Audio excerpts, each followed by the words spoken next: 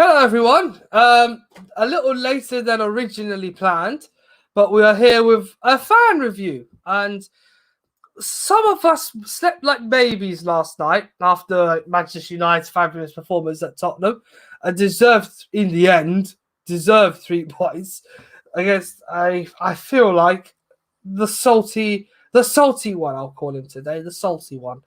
He pretty much defied the odds this Solskjaer and gave us what we wanted: revenge, justice for that dumping we got at Old Trafford back in October. A fantastic 3-1 win.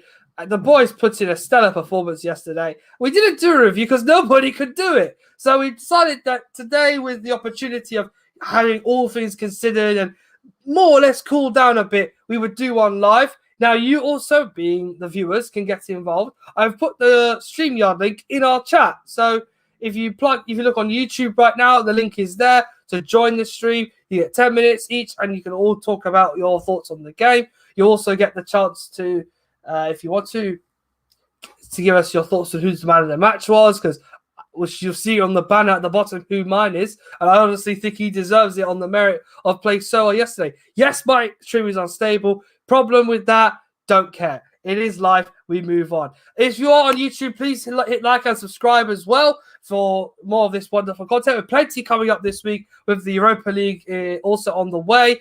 We also have, obviously, a bit of some interesting topics coming up. I would spoil it. One of them is related to the shambles we experienced yesterday afternoon. And also we have the reviews and previews for the Granada game coming up. So keep an eye out for those. I also wanted to commend Cam for his excellent performance on the preview to the Tottenham game, bringing the likes of Indiana on and a couple of other guests, not just Alexi, but they were brilliant and a great watch. So happy they all came on. As always, though, we are a fan channel. We always love to give everyone a chance to voice their opinions on who they thought was great yesterday. So we need to start with someone who's desperate to get back on their lunch break. You'll hear my thoughts on the game at the end of the show, but let's talk to Perry first. He's ready and waiting very patiently in the chat somewhere. If I see his little mute come off, I'll be ready to send him in. There we go. Hello, Perry. Where do we start? You waffle, I shut up. That's what I do right now. All right. I'm just going to go straight into it. Maguire, absolutely awesome.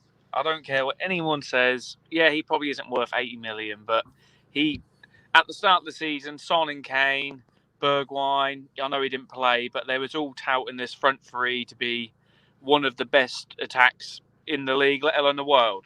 And we kept them quiet. Son obviously scored as one, but they didn't create hardly anything. Maguire's done so much good for our defence. Like, people forget how bad we were. Like, we've actually got a solid defence now. I was looking at some stats. I think we've conceded 11 goals in 2021. I think it was, and City have done 12. And it's like, I think Norwich were sitting there at 7th or 8th with seven or 8 goals in first position in the top 5 leagues. And like, our defence is so good. Second half, wow. I'm really happy for the team. I am.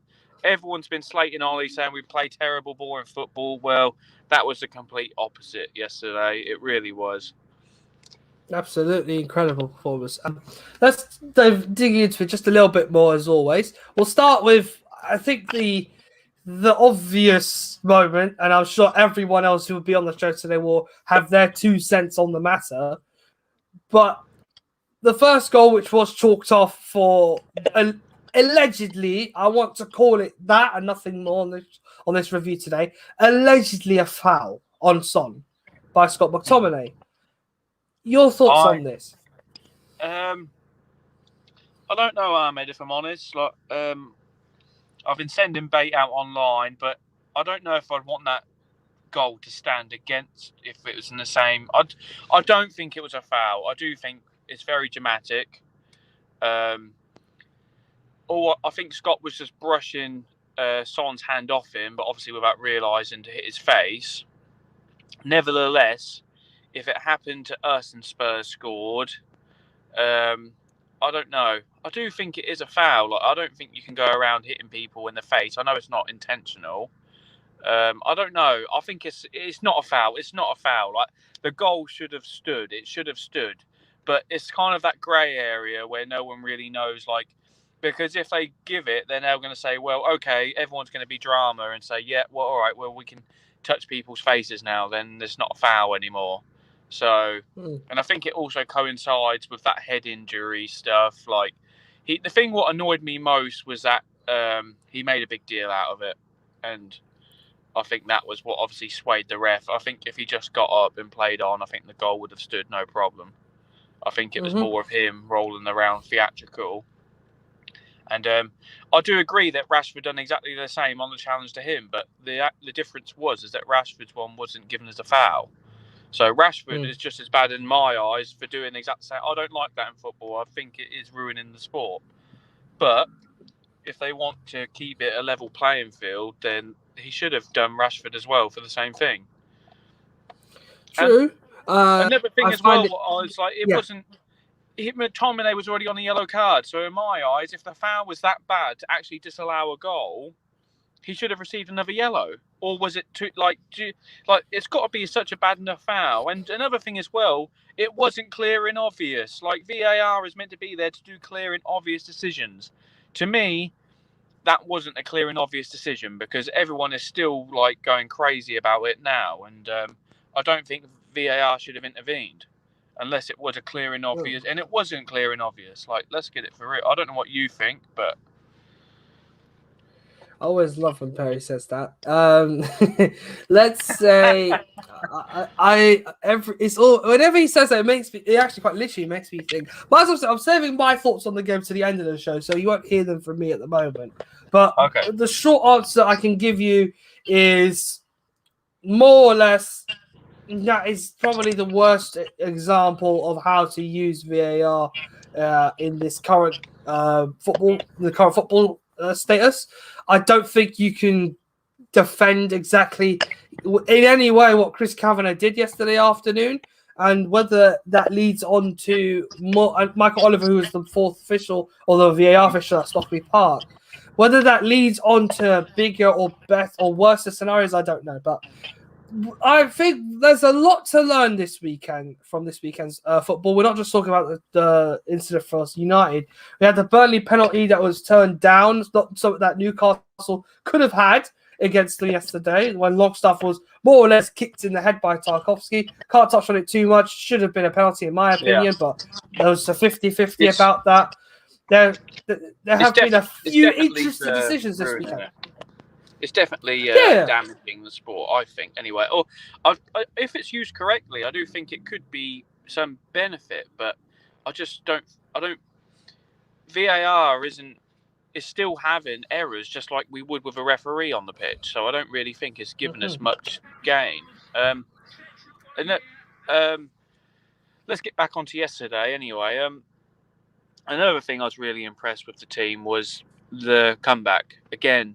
Like at half time, I think the whole fan base was seething. We was all seeing red. Like after we felt like we'd been robbed, and for us to come back and really turn up in the second half, because yesterday wasn't really a must-win for us. Like they needed it a lot more than we did, and even if we lost yesterday, we still would have been in second position, and it wouldn't have really affected our top four hopes as of yet.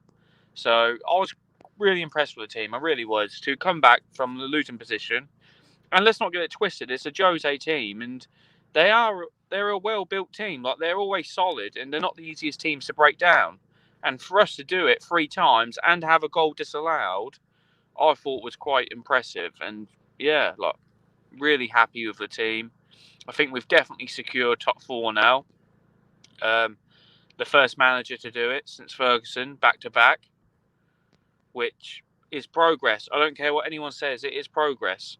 And we now look towards Europa. But yeah, really happy. Maguire, I'm really happy for.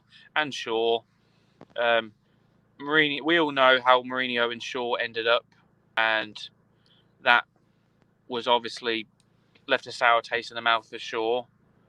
And it was really nice for him to have a good game and to prove the doubters wrong. As for the comments Solskjaer made last night, which I think have really, let's say, rattled a few cages, is the best way I would put it. What are your thoughts on it? Because he obviously has taken quite a lot out of the game based on that moment when United were denied a clear goal. Yeah. It's not the first time this season that has happened, of course, but I, even still, you're asking questions there. no, I like it. I like our manager to have a bit of fight and a bit of grit and to defend the players and to say when it's not right. It's nice to see that. Like, I don't think he's as soft as what people think. And you could tell at the end of the first half, he was absolutely livid. And even when we won 3-1, I was still annoyed from that decision. Even though I was really happy and like, I haven't celebrated like that in a while because the injustice yesterday was ridiculous. And that was nice to have like some revenge. And it's nice to see Solskjaer like show a bit of fight and a bit of spirit and to like give it back to Jose. Because I think he's deserved it. Like I do think he's deserved it. He he really did divide this team, didn't he? Like before he left, we was in such a bad position. Like so many players. He wanted to get rid of Pogba. He wanted to bring in Perisic. I think we even see Martial for Willian links at once. And it's just it's nice to see the team proving him wrong with the players he didn't believe in. So yeah, I'm really happy, and I'm happy for Ollie to give it a bit back. I think he more than deserves it. The amount of abuse this guy gets from the media is absolutely ridiculous. It's like the smallest It's so undeserved and unwarranted. Yes, all United fans will probably agree he's not the best manager in the world. He's not the best. He's not on Guardiola and Klopp's level, but the amount of stick he gets is ridiculous, and I think he's doing all right. I don't think he's doing a great job, but I think he's doing a good job for what he's got at the moment. And he's still having to sort out all the mess left, all these big contracts what have been handed out, and all these players on astronomical wages. He's still the one picking up the pieces. And another big decision as well he's dropped De Gea, whether people want to admit it or not. He's dropped him, and like he isn't messing around. He come in, got rid of Sanchez and Lukaku. Like he's making some big decisions, and I won't be surprised now if De Gea goes and Henderson as well. Like I'm a who's De Gea fan. I really do think De Gea should be our number one, but Henderson he looked solid yesterday. He looked awesome. He even made some De Gea-esque saves with his feet, and it was just like this guy is really pulling out the stops. And Kane had a shot, I think, near post. And that looked like that's another good save. So yeah, I'm really happy. The defence, I'm really happy with. Like they're starting to. I just think if we get another centre back in the summer, it's really going to solidify our chances and make us that bit stronger. But yeah, really happy. Maguire, it's same as Maguire. He's received so much stick, but he has been awesome. Like for 4 or 5 months now, he's been pretty good. Like, and this is a £150 million striker who's meant to be the best in the world, and he kept him quiet all game. It takes a lesson or two to understand how to stop a mate of yours on England duty. It's just almost the same when you play for your club. Very quickly, Perry, just a couple more on to Thursday. I don't expect us really to change very much. Are you in any, or we could just adjust one or two things more or less a way to encourage recovery? Do you see that in any way? Unless because we are without 3 players on Thursday anyway. Yeah, I think it would do good for him to rest some players. I'd like to see some of the youngsters given a go. I know we're only 2-0 up. We're not all the way out, but that'd be nice to have a few regulars, rest some people as well for the semi-final. I think we can all agree we're pretty confident to get there. And to see some of the youngsters. It'd be nice to see Donny and Ahmed have a go. And Greenwood maybe given another go in that striker position. Yeah, I'm looking forward to Thursday to see some. I'm hoping he does play some outsiders. And it'd be nice to see some of the potential players, what we all want to see. It'd be nice. I mean, I'm hoping we see Van der Beek, and I'm hoping I think Bai is back in the country after after needing a negative test to be in the UK again. So I think he's back in the UK, but nevertheless, that's good. And finally, man of the match. I've already given mine, but I think based on how much of a prop you've given him, I think it's clear to see where your faith lies on yesterday's performance. I have to. I haven't actually mentioned him, and he is my man of the match. And even though Maguire really did stand out for me, Cavani, he had such a phenomenal game. He really did.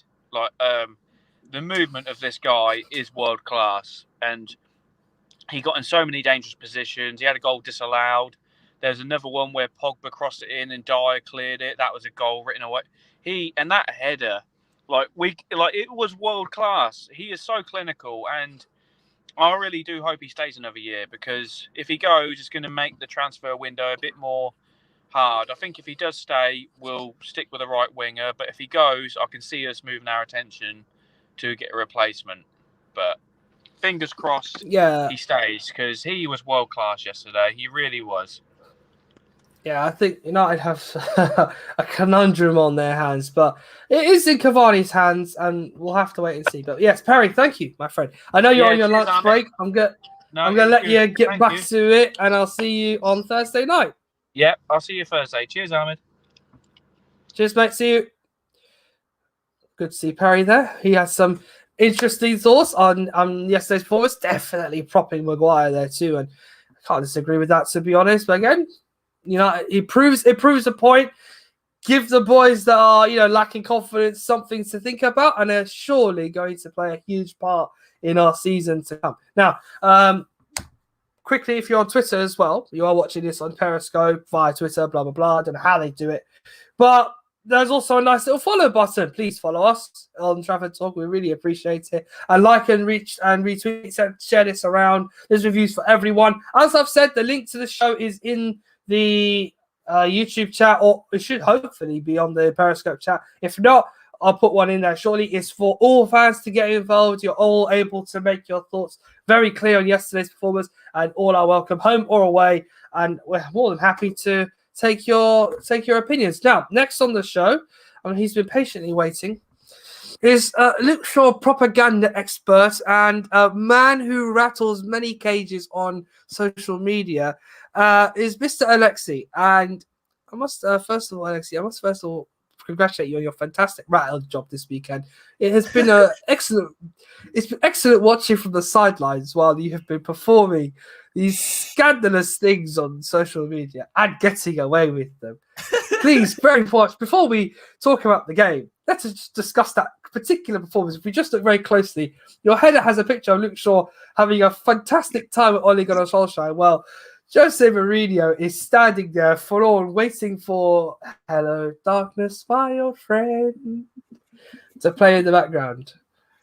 I've been waiting since the 6-1. I've been waiting to have an opportunity to do something like that, and just that picture is possibly my favorite picture ever. Like, it's just, if someone painted it, you would say it's an expert piece of art. It was just done so perfectly, wasn't it? Like, incredible. But yeah, I mean, I was happy at the end of the game. I've got to admit, I didn't realise kind of how much I lose my head until yesterday, because when that goal got disallowed, like I fully lost it. Like, that's the most angry I've been all season. Like, I was just gone, like fuming. I was like, "There's no point in football anymore. Oh, what are we doing this for?" And all this because of all the VAR stuff. And honestly, I'd fully lost the plot. Like, I had it so angry, and I think that just made obviously what happened that bit more sweeter. And it did feel like a massive grudge match, didn't it? Like, the way it was kind of, Mourinho against Ole. We'd lost 6-1. Mourinho had been chatting stuff about Ole beforehand. And it's just the fact that decision happened, and yet we still managed to just go and score 3 goals is really impressive, I thought, because it was injustice, wasn't it? That decision, do you think? It's fair and fair. It's fair is fair, really. I can't in any way tell you like how. I think for me it's relief, because you've had this sort of cloud over your head for a majority of the season that's weighing on your hands. You lost 6-1 at home to Tottenham in the Premier League in this fashion. You were awful. You're the real Man United. This is what we know you can be under an unproven manager. Reality is, Man United had been through an extensive summer, played in Europe in August, nonetheless. In August, you get 29-ish days between the Europa League semi-final and the start of the Premier League season. I think it's something like that. And you only play one pre-season game against Aston Villa. Okay, you don't perform well, but it is just to make sure you're all ready for the task ahead of you. And then, the difficult start of the season. I think the best response has been what United have done between the point they lost 6-1 to Tottenham and now. Yeah. There's been bumps along the way, but some of them have been ones that we could have avoided, and there have been ones which, in the end, may have a beneficial element to it at the end of the season. In this case, this particular event is more like the reversal of the karma that we suffered earlier this season. In your opinion, is this result the most important one United have had this season? It's up there. It really feels like it's up there, to be honest, because it's like, recovering from such adversity, but also getting yourself into a position where, we've had quite a tough week. We've had Brighton, Granada in the Europa League, and then this on Sunday. And to win all three of those games is really important. And do you know what it is? Yes, yesterday felt different for some reason. Like, I really felt like we'd done something yesterday. I can't explain why. It was similar to the feeling I had against City, but kind of even more. Maybe it was because of everything that happened beforehand. Maybe it's because I was so angry at half time. The reason I was so happy at the end. But we just looked absolutely brilliant in that second half. That's probably the best we've played all season in that second half. It was just like it clicked. Like it fully clicked. And I just liked everything I saw. I liked the fact Ollie was angry on the touchline. He was fuming. And you saw the players channel their anger into a brilliant performance. We were emotionally intelligent. We were tactically astute. And we basically, turned up to Tottenham and kind of humiliated them a bit in the end. I mean, in the last 10 minutes or so, they couldn't get the ball off us at all. And, Ollie, people criticise Ollie all the time, but what's been quite encouraging for me is I've even seen people who are the most ardent critics of Ollie say, look, do you know what? This guy's doing all right at the moment, He did well last night. Like, they're actually giving him some credit now. I've seen this. Not all of them, obviously, but some of them are. And I was also watching Sky after the game, and I never thought I'd say this, but fair play to Jamie Redknapp, because Jamie Redknapp said, I had my doubts about Ollie. I thought he wasn't good enough. I thought he was going to get sacked after Arsenal. And then he said, but I'm wrong. Ollie's clearly transformed the club, and he's clearly a very good manager. And just that alone from Jamie Redknapp. I know it's Jamie Redknapp, but just someone like that, like admitting they were wrong about Ollie, suggests maybe he is starting to get the respect he deserves, because we've gone unbeaten away from home against the top six for the first time since 2012-13. That's pretty impressive, right? I mean, we've conceded, how many goals have we conceded away from home? 1? That was the one yesterday, I believe. That's incredible, okay? And I don't know, I just feel like yesterday, that team's our team now. Dean Henderson should be the goalkeeper, because Dean Henderson, I think, completed 3 sweeper clearances, which is the most out of any player in any match this season.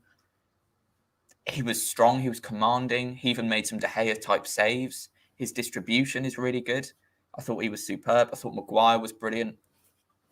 Luke Shaw I've run out of words to describe this man. He's just outrageous. It's getting to the point though. He's kind of like Trent level, where you're kind of like, it's like having a playmaker at fullback. He's that good crossing and passing, and like even like Fred has been pretty crap for a lot of this season, but he was really good. He scored. Fred scored a goal. Fred. I mean, maybe he's Brazilian after all, And then even, Cavani. I mean, Perry gave him his man of the match, didn't he? I mean, I think I might agree because Cavani's movement. Basically, the reason we won yesterday is because of Henderson's presence in goal and Cavani's movement up front. Either end of the pitch, the movement was good and the movement was progressive and the movement helped us. I think maybe if we'd had Martial and De Gea in goal, I'm not saying that means we wouldn't have won the game. We might still have won the game, but it would have been different. There's so many phases of play from us that were started from Henderson sweeping, collecting the ball and playing it. Our goals, pretty much all of them occurred from Cavani's movement. Even the ones he didn't score, his movement was brilliant. He was shouting to Greenwood to go into these spaces. And when people say that we don't need a striker if he leaves, I think I disagree now. Because you just look at the movement Cavani has and the impact it has on a game like that. And Martial can't do that, unfortunately. Like, he just can't. And I think because we've not had a proper number 9 for so long, we kind of forgot what it's like to have one. And now we have one. It feels amazing because I've actually changed my mind on this because the other week I was a bit kind of done with Cavani, really. I was kind of thinking, like, he's not really playing. He's injured all the time, But now, if the guy wants to stay, he should stay. And then obviously the real cherry on the cake for me was Jose basically calling childline on Ollie. That was funny, wasn't it? I mean, it's almost to the point with Jose now where I feel sorry for him. Have you ever seen The Simpsons, Ahmed? Yes, I do watch The Simpsons. Big fan. The grandpa who just shouts and shouts and no one really listens. He's just shouting at a wall. He just reminds me of him. He's just hopelessly shouting all the time. And you can tell he's done in his head. He knows he's done. It's like when you're 4-0 down in a game of FIFA and you just start whenever I'm losing a game of FIFA, I start crushing the controller because I'm angry. Mourinho. Yeah, not the only one. Happily retired, I can say that now. He's fully lost the plot, and he underestimated Ollie. He thought he could go in. He thought, oh, it's Ollie. I can get him in the mind games. I can get him on the pitch. Mind games, he got outdone in the end because he ended up accusing Ollie of being a bad dad. I mean, that was so crazy. Mourinho bit like that. It was almost on par with a Keegan or Benitez. That's how feels crazy like a Sevilla debacle all over again. Just adding child protection services onto the ticket this time. It's incredible. It's incredible. All right, let's move on because we can't be here all day, Alexi. I'd love to talk about everything and anything under the sun. But we have to move on to the actual performance. You mentioned Cavani, his incredible movement. Perry sounded up Maguire a lot in yesterday's game. What did for you was for Man United's response, obviously, this season from being behind? It's been too obvious to see. Teams have just not been able to stop it when it happens, and that's something which I think is heartening to discover. Is that United are becoming once again the comeback kings?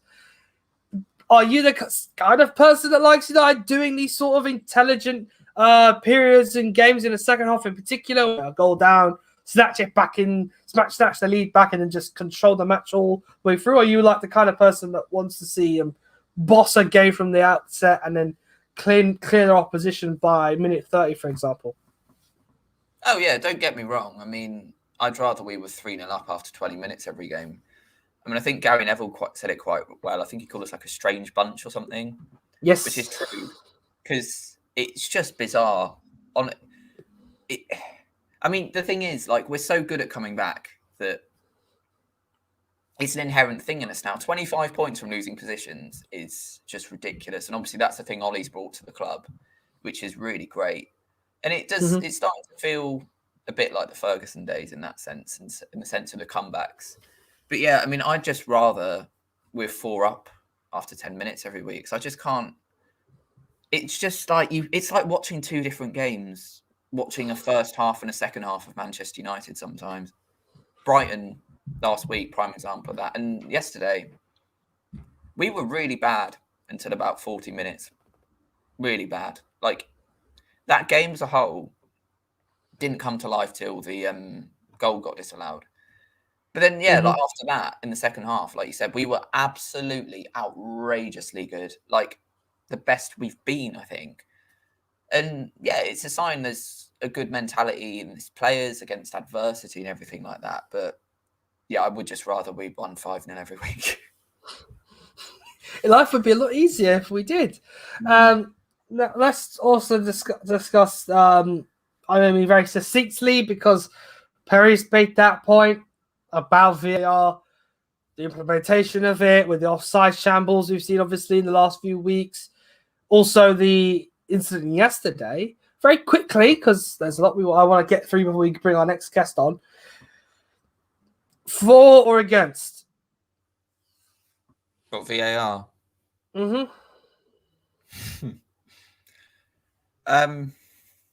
Well, okay, I'll make this really brief. Before yesterday, I've always been of the opinion that VAR is actually a good thing, but it's just the people implementing it are idiots. But I've now kind of realised that they're not mutually... Basically, the idiots are part of the package with the VAR. You don't just get a video that's going to magically do it all for you. The idiots are going to have to control it. Some idiot is going to have to do it. So I'd probably say against now, to be honest, because, yeah, I mean, I've lost my head with it now. Like, yesterday angered me so much. And also, just very quickly, the problem I've always had with VAR is, especially at Old Trafford, it's terrible, because you score a goal, you celebrate, and then you get this robot voice saying they're doing a check for an offside. You can't see anything because there's not a screen. You have no idea what's going on for 2 minutes. You don't know whether to celebrate or not. It's ridiculous. I'm all for VAR evolution, for it changing into a different form. In its current form, it's absolutely just appalling. And like Ollie said, I hate to say it, but the game's gone, hasn't it? Really, it's gone. It's dead. It pretty much has. It's not fun celebrating goals anymore. It's just not. Like when Cavani scored the second goal, the one that actually, I didn't celebrate. I kind of went, oh, hang on, got to check, got to wait for them to get their lines out. It's not fun anymore. And when fans are back in grounds, the discontent with it's going to get worse, and there will be change. There has to be, because I've had enough of it, to be honest. I'm worried for the day we do end up going back to Old Trafford, say 90th minute, one of our men goes down in the box, clear penalty. VAR says no. Old Trafford in uproar. Many fans pissed. And let's just say we would be the talk of the town next week.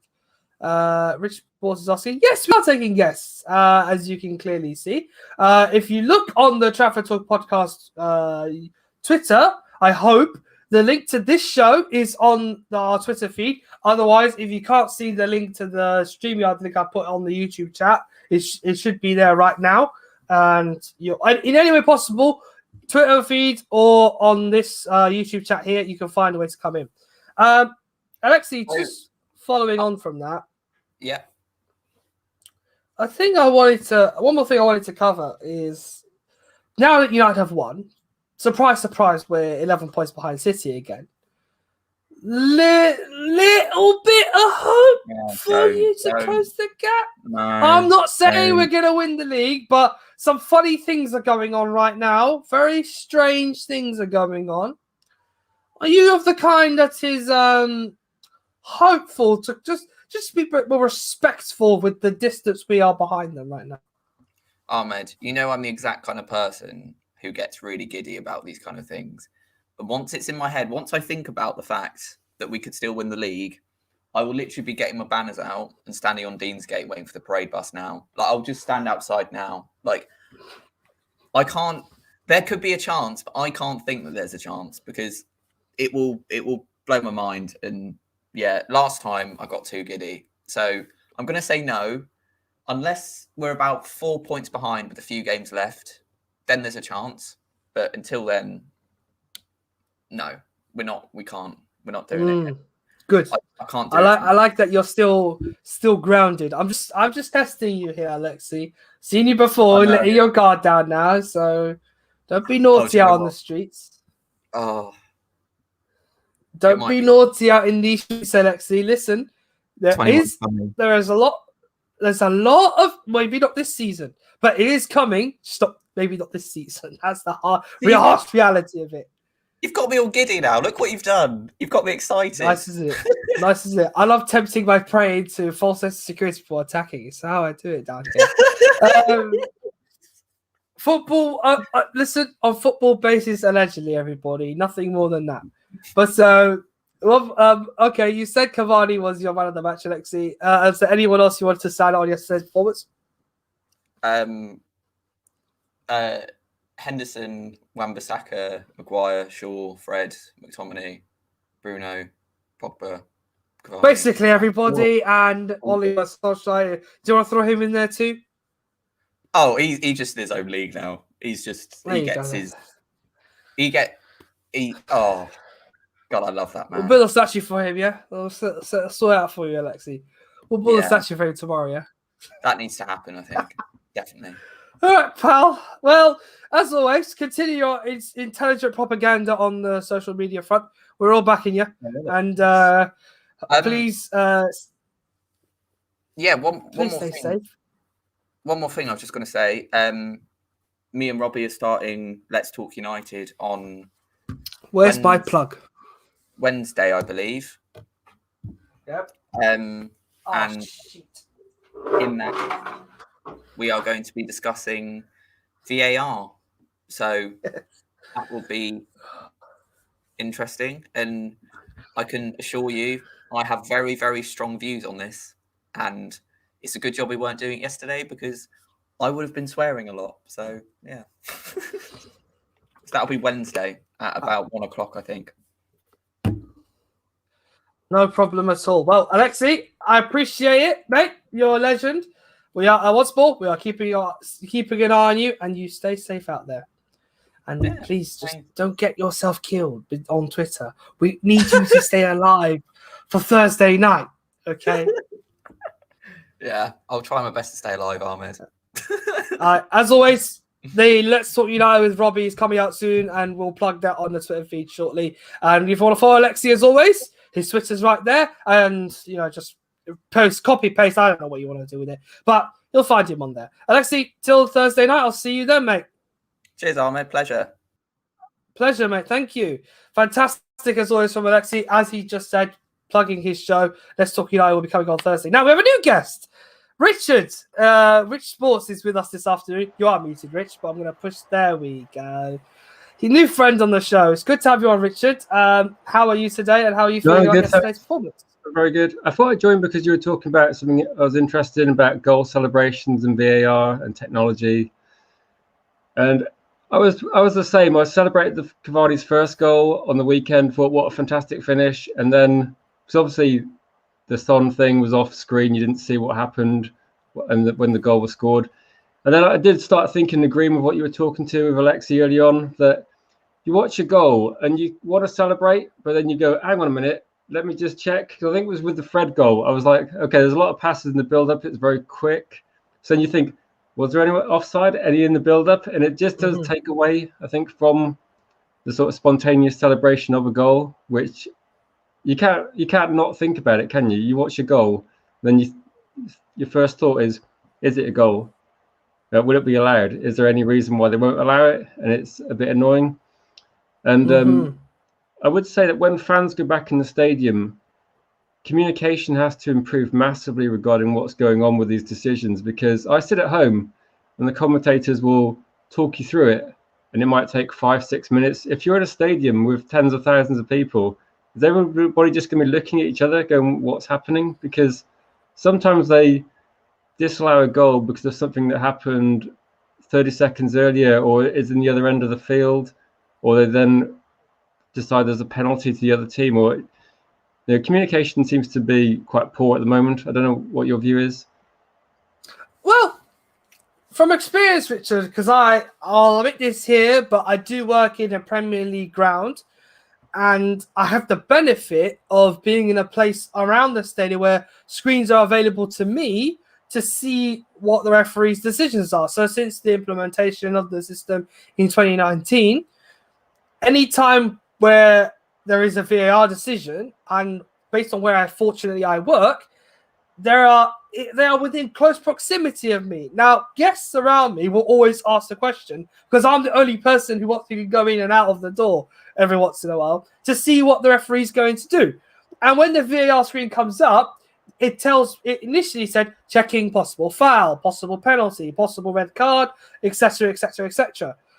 And one occasion, I'll quickly tell you a story, was a game where I think a player, I'm not going to talk about the particular match because I don't want to expose anything on here, but it was a particular occasion where a player got involved in some violent conduct on the pitch, and the referee had to go to review that decision. Now, I went to look at the VAR screen. All the supporters around me were particularly worried about whether this was going to be one of those like red cards that the referee was scandalously going to give for a rash decision by a player. Well, in truth, when I looked at the replay, it did look like that was clearly lashing out. And that led to the referee that day bringing out the red card and sending that player off.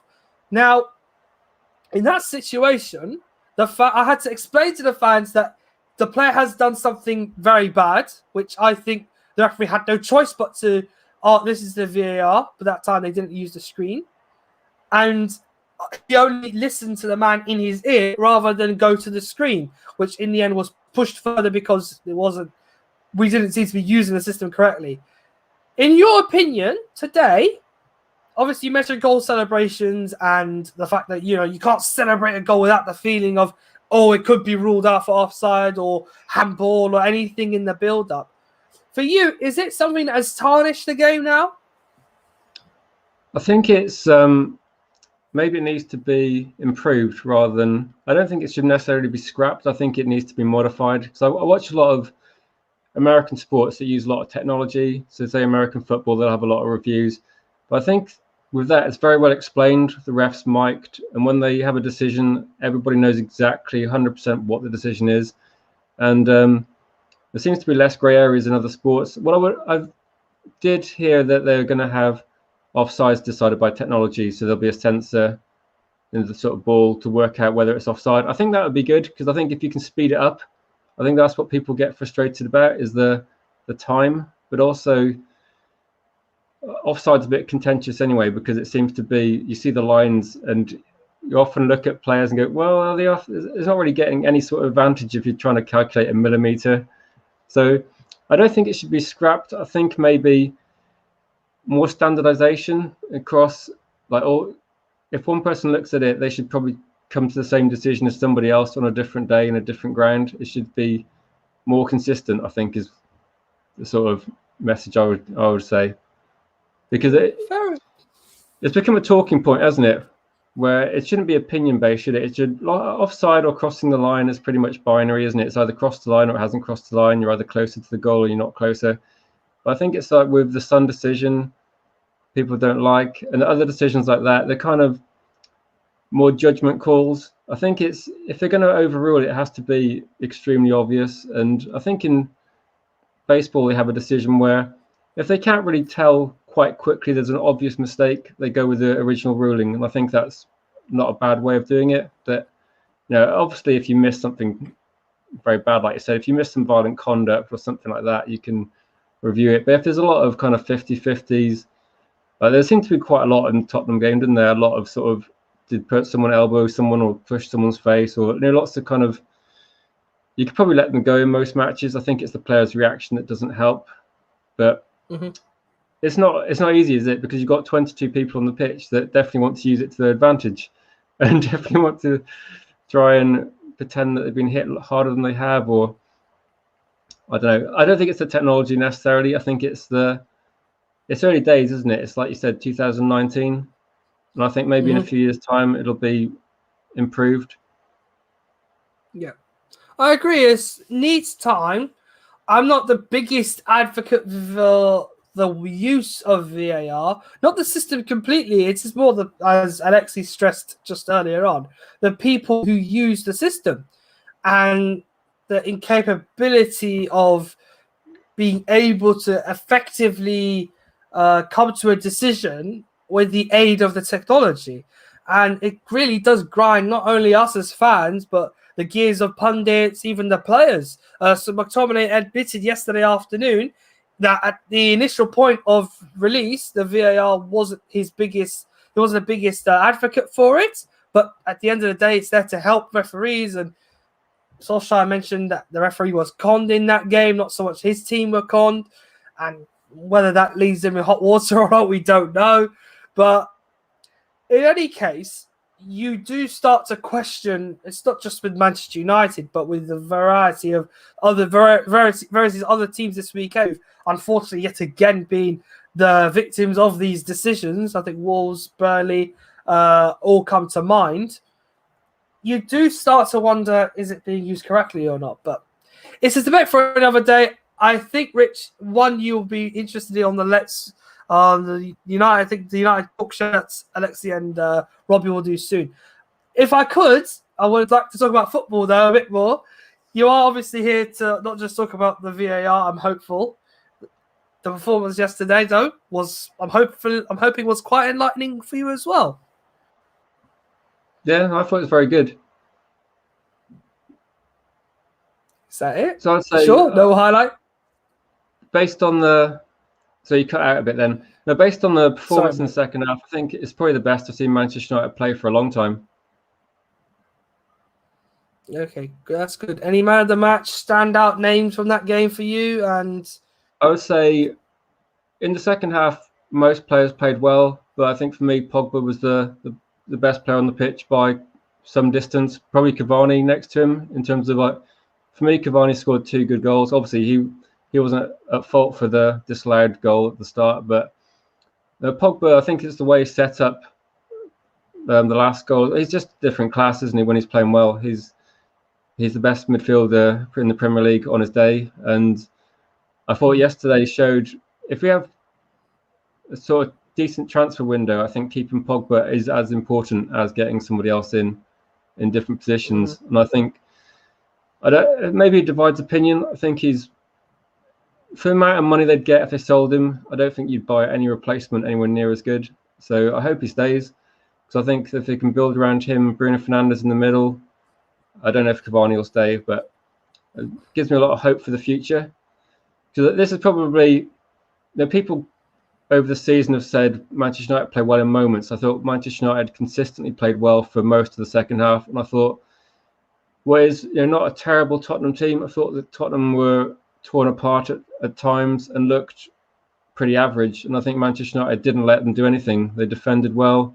Tottenham have got Son and Kane that have been on fire at times this season, and they didn't look like coming close to scoring for the whole of the second half, pretty much.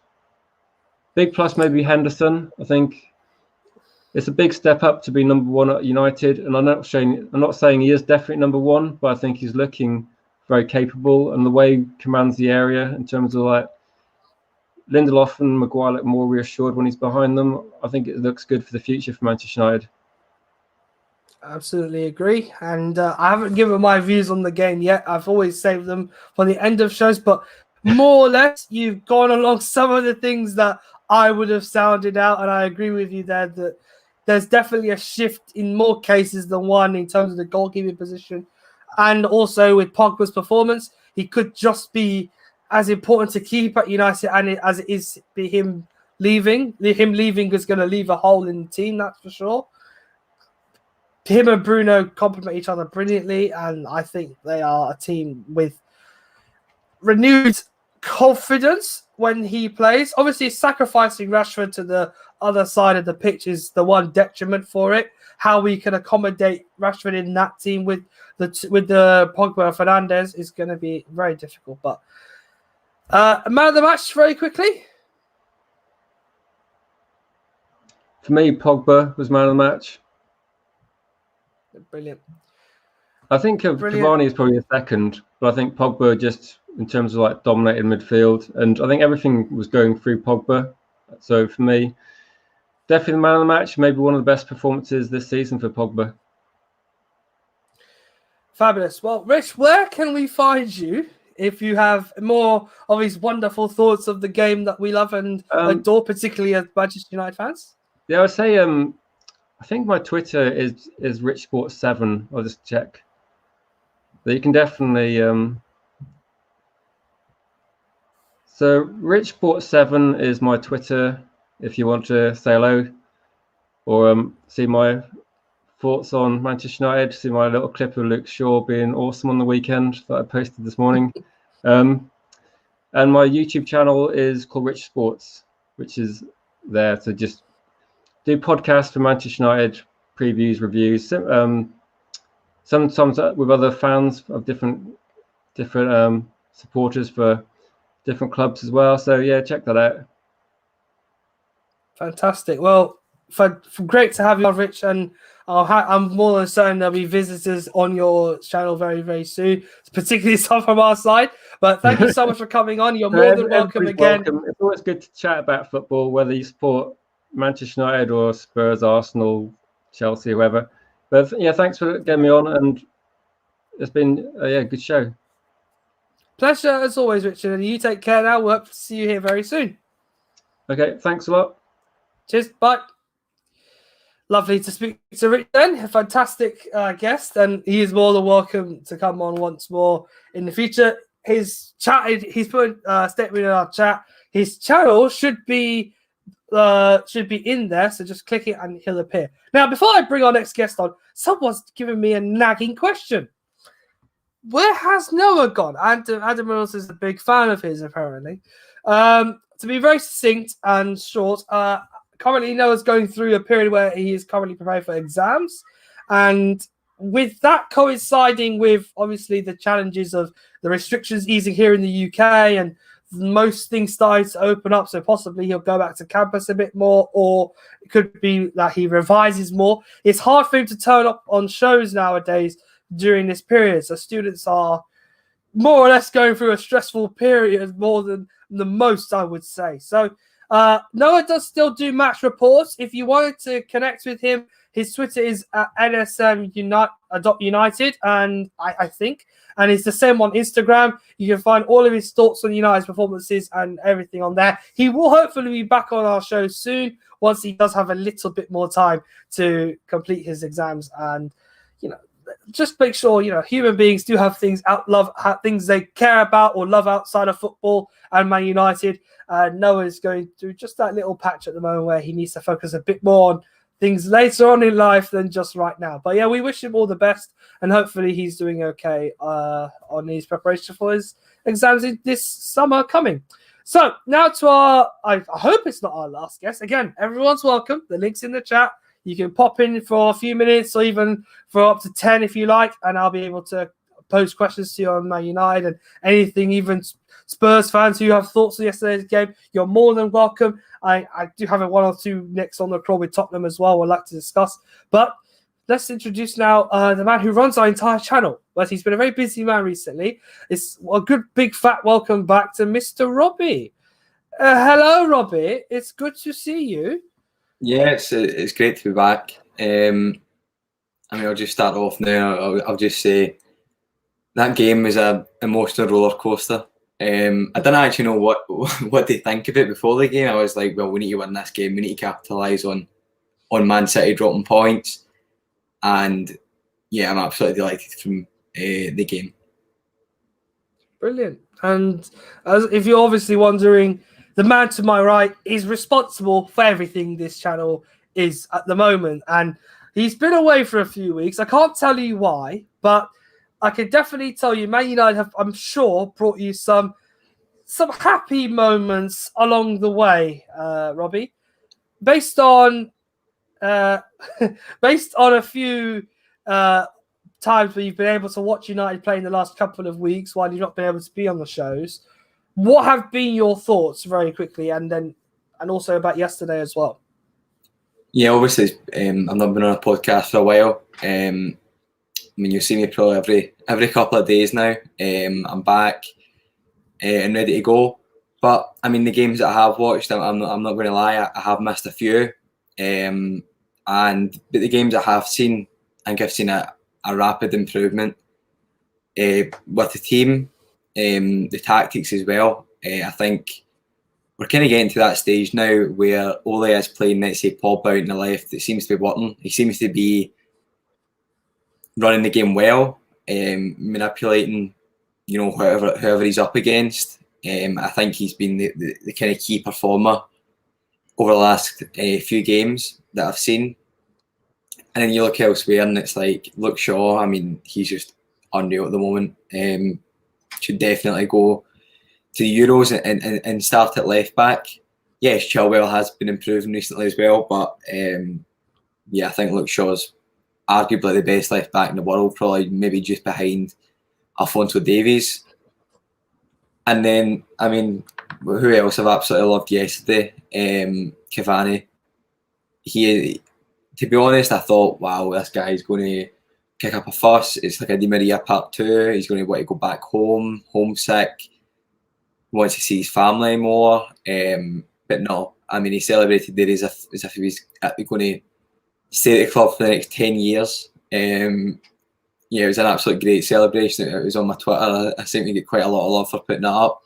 Everyone was very happy with celebration. And it's his work rate as well yesterday, which made a difference. I feel because, I mean, against Spurs, Joe Rodon, who I actually really wanted at United. I thought he was a great player before he did move to Spurs. But he's young, you need to put him under pressure, and Cavani did.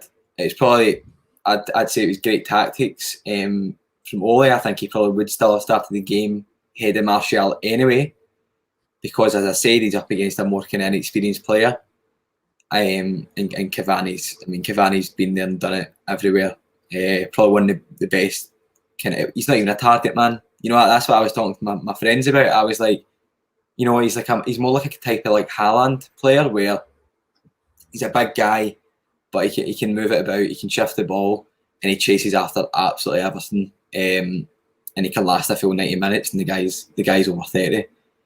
But yeah, VAR. I mean, I won't go into detail about it. I definitely wasn't happy about it. As you know, I made in the chat, I was angry on our WhatsApp chat when we were discussing the review.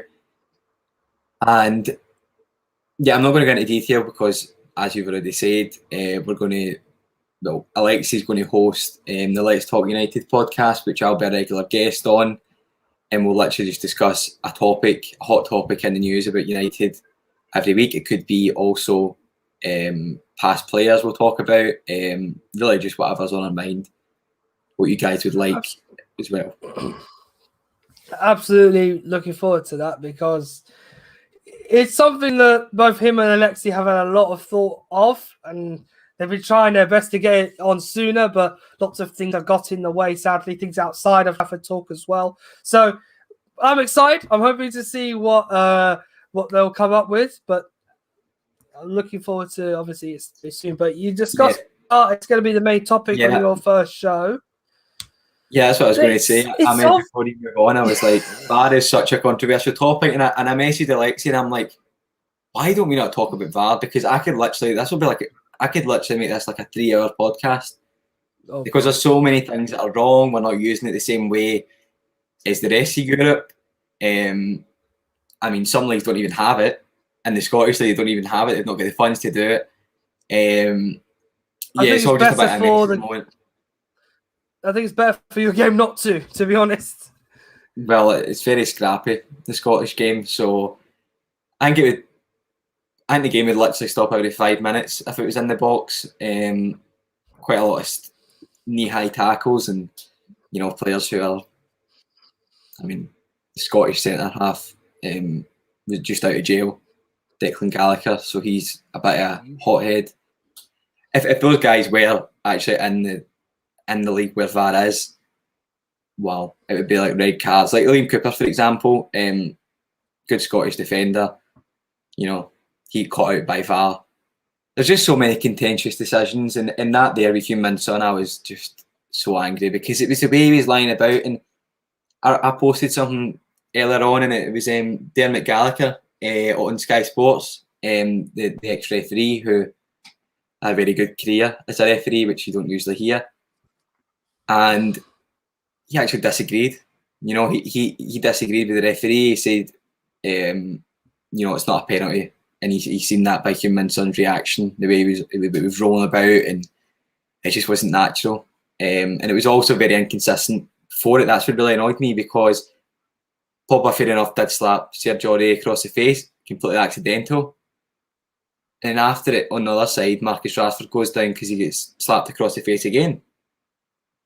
And nothing happens. And then it goes to Heung-min Son, obviously, with the goal. There's just no consistency, and that is what we're lacking. And it's also a really risky game, I feel, as well. You know, the referee gets called over to the pitch side monitor, and he gets slowed down. You know, like, see if it does get slowed down, it looks 10 times worse than what it actually is. I think we can all agree on that. I don't think it's right for the game, it getting completely slowed down, frame by frame, because it looks worse. It looks as if McTominay has literally assaulted him deliberately whenever it's slowed down. You see, if you watch it in the attack, it's a natural body movement. You know, it's a play on type moment. And if it was me, if you were playing Sunday League, if you were just a normal person, you wouldn't dive like that. You don't dive whenever you get briskly, you know, nudged across the face. It wasn't even really across the face. It looked worse than what it was for me. And that is what annoyed me. But, you know, we fought it, and we overcame VAR. We overcame the issues with the referees, overcame Jose Mourinho's mind games and part of the bus methods, which are completely outdated. And we won. We took it into our own hands, the game. And this is the first time it's actually happened. I mean, you look at the West Brom game, we dropped points then. Sheffield United, we dropped points then with Billy Sharp. It's happened a lot of times this season, and we're not getting the decisions. I mean, this will probably get, you know, people will look back on this. Let's hope the Liverpool fans will ever see this, but we got unfairly treated because last year we were getting penalties all the time. And I actually watched Anfield Agenda. I'm pretty sure you know him. Actually really rate him. He gets a lot of abuse, which is just not deserved. And he's like, why do the Liverpool players not play for fouls? I don't mean that, but in the box, you know, try and go past men, because players like Pogba, Martial, Rashford, Mason Greenwood, they're going to get fouled. See, because how quick their feet are. But I feel as if now it's like the referees are scared to do it in case they get claimed against for like match fixing, or, you know, we're paying the refs, things like that. Honestly, I do believe that. I believe that referees have been a wee bit more lenient towards other teams, and then it's coming to United, and it's almost getting to that point where we're missing out on penalties that really should be penalties, because Bruno Fernandes, you know, he scores them all, and it's almost as if we're not getting that many this season whenever we're actually due them. It's very strange, these decisions that are made by the officials. And as I've said on the show today with Richard just a few moments ago, you're starting to question the people who are making these decisions in Stockley Park, and more or less going along the lines of instinct and thinking that a player's running motion can be determined as a way of saying, well, they don't deserve this goal because he slapped him in the face. And obviously, you can gather, everybody, that Robbie's Scottish. He's a massive fan of Scott McTominay. And, of course, to see that his player who was involved in the build-up to what was a very good goal for Manchester United in the end had his part in the game considered to be a foul is not just angered him, but it's as a man who's a big follower for Scottish players in the game, but also just the fact that it is Manchester United who don't benefit from referees being a little bit more lenient. The players play acting here.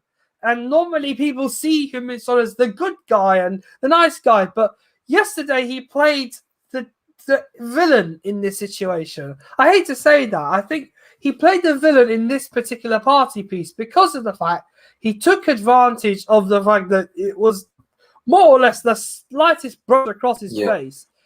The referee has to sympathize with the fact that he's had that moment and gone down and stayed down in the process, and would rub salt in the wounds 2 minutes later by scoring the opening goal. So, I'm going to jump in before the next point. You said there about Scott McTominay and the fact that, like, I back him because he's Scottish. Yes, obviously I do. But, well, this isn't a good example because this guy's Scottish as well. But I have mentioned Liam Cooper. He's not really in the Scottish setup.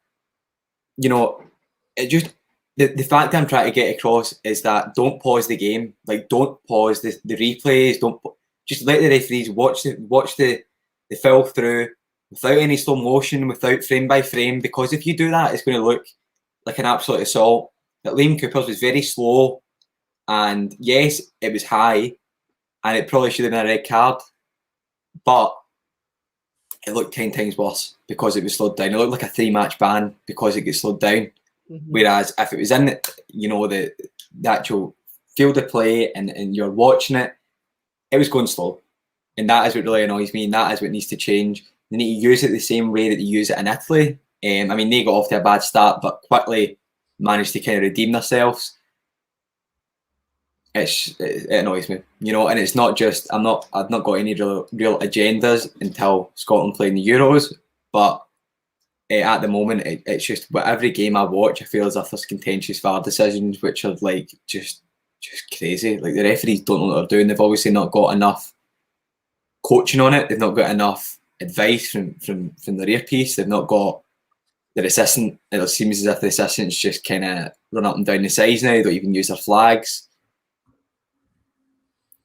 As Alexis said, the game's gone at this moment of time, and there needs to be changes made. So yeah, I'm going to obviously throw it back to Yamin. Sorry, I jumped in front of you there, but it just completely annoys me. It just annoys me, mate. It's a fan review. The idea is it's the fans' prerogative. They say what they want.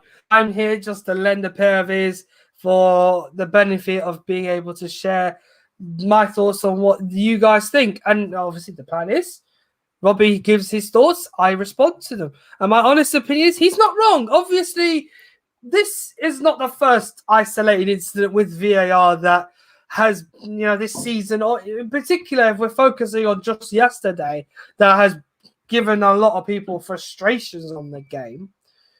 You kind of wonder when you watch Manchester United games this season, are we going to get away with a clear call, or is it going to be one of those dodgy calls like the one yesterday with McTominay that will go in the opponent's favour and we will get screwed overall for it? There's a lot of fans who nowadays, as Richard just said now, who don't feel like they can celebrate a goal in the natural way because they think that the minute the ball hits the back of the net, oh no, it's not going to count because he might just be offside by a toenail or a fingernail. But we could talk about this all day. I will not say much more until after I finish speaking to Robbie. Robbie's going to add his thoughts on the Let's Talk United show about VAR with Alexi coming up very soon. So do keep an eye on that on our Twitter and on YouTube as well. But onto the matter at hand. It's another 3 points. It's another one good second half performance from United as well. We've seen them become comeback kings this season once again, Robbie. From in your point of view, with the gap now down to 11 points, I'm not saying, remember, I've been a staunch advocate for United not being title contenders this season, but I would like United to close the gap so that it doesn't look so disrespectful on us at the end of the season. Are you the person that would like to see a closer run thing this year? I mean, I don't agree with you, obviously, that we're not title contenders. See if we win our game in hand, we're 8 points off. And that isn't that much, especially if Ruben Dias is injured, because that is really their best player at the moment in Manchester City. And Nathan Ake at centre-half, I'm not convinced. I think he could drop points. And John Stones isn't a presence big enough. to kind of do it himself. He's not a commander. And you know, Ahmed, I need to disagree with you and like about the fact that you don't think we're title contenders. I can't understand that. I think it's definitely up for grabs, the title this season. But even if we do close the gap to maybe a few points, it is such a massive kind of point. You know, it's a massive point that we're actually kind of shown to the fans, to different clubs, especially Manchester City. And Alexi thinks you're right. And it's, you know, it's a point and a mark that we can put down and be like, we are Man United. You know, we're not just like an Arsenal anymore. We're here and we want to be heard. But yeah, I think we could. I mean, really only Liverpool and Aston Villa are our two hard games for the rest of the season. I'm not saying we're going to pick up max points, but I still think Man City will drop points here or there, especially if they're dropping 3 points to a 10-man leads. If Stuart Dallas scored a double, I mean, you know, it's not great. I mean, personally, I wish we could play Man City every week. We seem to always put up a good fight against them, but no, I think it's still up for grabs. Probably we won't win it, but you know, I can't see us stopping now. But I do think we've basically guaranteed second by obviously pulling away from Spurs, Chelsea dropping points as well, and I mean Leicester lost there to West Ham as well. So it's definitely still on for me. And Ahmed, I'm going to just let you finish off with your views, but I need to disagree with your man in the match as well. I'd definitely go with Edison Cavani. I thought he was sensational. I think it was his best game in a United shirt. The passion was there, the energy. You know, he set a really good example to the rest of the team, and I think they all just kind of bounced off him and all got better in the second half, as we always do. Yeah. So yeah, on to the Granada game. I can't wait. I mean, you got new guests coming on the review. So very excited. Yeah. We know who it is, but no spoilers from us. We'll see. You'll see on Thursday who we've got coming on. But so I'm very excited. But yeah, Robbie, yeah. Again, people are entitled to disagree with my thoughts. This is just me being a little cynical because I don't want it to be reality I don't want it to be reality just because I think we are just a bit short of being that team. And we need a little bit more. And I'll voice my thoughts shortly, but it's possible. It's possible. We do need a bit more luck, I think. Not just us, but we need a bit more luck from elsewhere for it to really be something raw. And while it's a huge weekend for United and a setback for them, because they can't respond until next week because they've got 2 cup games now. United can play Europa League and then Burnley next week. Sure, we can close the gap, but I think reality is more that we've already tailed behind them a lot this season. And for me, better that you close that gap, try to just show them that we're there. And while the other teams are strengthening next season, not just players coming back from injury and also new recruits on top of that, if United do the job they're supposed to do in the transfer market and get the talent they should get in, then we should hopefully see the gap being less than the margin that I would like it to be. But I'll go deeper into that very shortly. Robbie, thank you very, very much. I'm happy you're back on our shows again. And we hope to have you on more often. And as always, everyone, please look out for Robbie and Alexi's Let's Talk United series starting very, very soon on this channel. It'll be out on our Twitter and on our YouTube as whenever they're ready to fire it into your sub boxes. Yeah, and I'll be back with always, Community Talk podcast as well, Ahmed. So I'm getting them going as well. You know, I've been off, hectic time. But I'm back. I hope you're happy to have me back and I'm not constantly in your ear. Because that's still what I do, you know. Well, you do run the show. Let's put it this way. Without Robbie, this doesn't happen. And we are blessed for him. So as I think without as much as Travel Talk is a community thing and it really brings as much United supporters in as possible and as much friends of the game here as possible, we couldn't be able to do it without Robbie. So, Robbie, thank you. And we are happy to have you Thanks, back. mate. I'm certainly glad to have you back too. And we look forward to more wonderful things coming from you very, very soon. Thanks, mate. I'm just going to go. See you later. All right. Take care, lads. See you soon. Right. So